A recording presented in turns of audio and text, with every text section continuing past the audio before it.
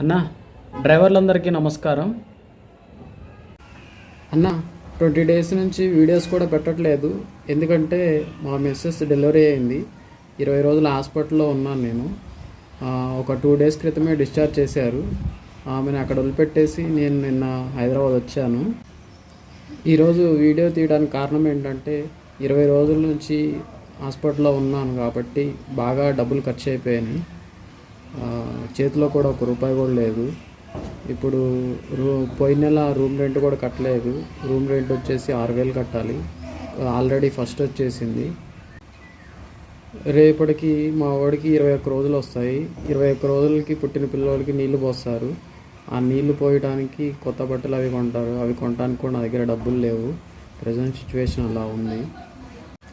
నేను మధ్యమడుగు ఆంజనేయ స్వామి గుడి దగ్గరికి వెళ్ళాలనుకుంటున్నాను కాలిని నడకన. ఎందుకంటే 21 రోజులైంది.